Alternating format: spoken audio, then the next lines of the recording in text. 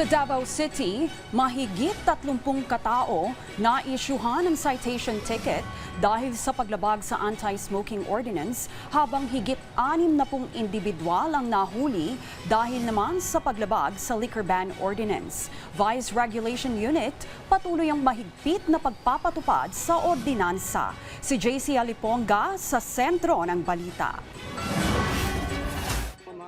Makikita sa video ang pagpasok ng mga tauhan ng Vice Regulation Unit sa isang bar sa SK Compound, Bahada, Davao City, bandang alas 3 ng madaling araw noong July 26. Isinagawang inspeksyon matapos madiskubring nagpapatuloy ang establishmento sa paghahain at pagpapayag sa pag-inom ng alak kabila sa ipinapatupad na liquor ban. Nakuhaan din ng video ang mga bote ng mga inainom at hindi pa nauubos na alak sa mga mesa ng mga customer.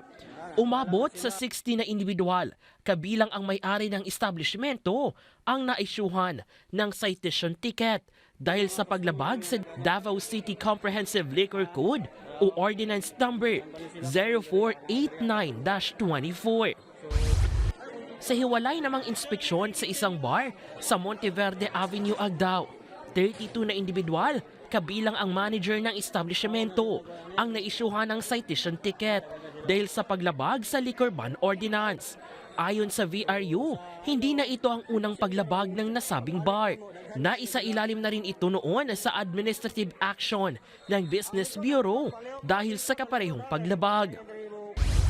Samantala, sa operasyon na isinagawa mula July 25 hanggang July 26, 31 na individual ang naisyuhan ng citation ticket dahil sa paglabag sa anti-smoking ordinance.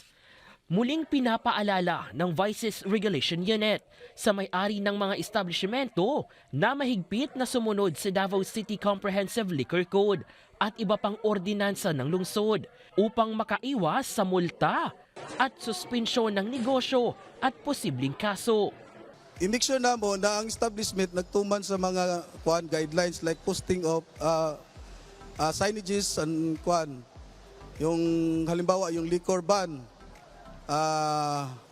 yung no smoking signages. And then binibisita rin namin yung mga public places like playgrounds, mga kung nabay makabutang dito ng mga signages po na no smoking. Patuloy rin ang pakikipagtulungan ng VRU sa iba't ibang ahensya at security forces sa Davao City upang mas mapalawak ang pagpapatupad ng mga ordinansa sa lungsod.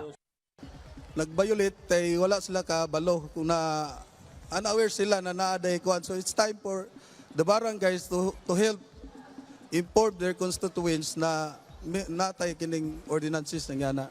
Sa ilalim ng Davao City Comprehensive Liquor Code, ipinagbabawal ang pagbebenta at pagpapainom ng alak sa mga menor de edad.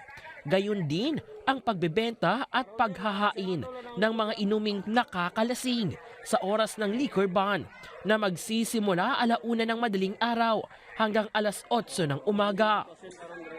Mula dito sa Davao City, JC Aliponga para sa Bayan.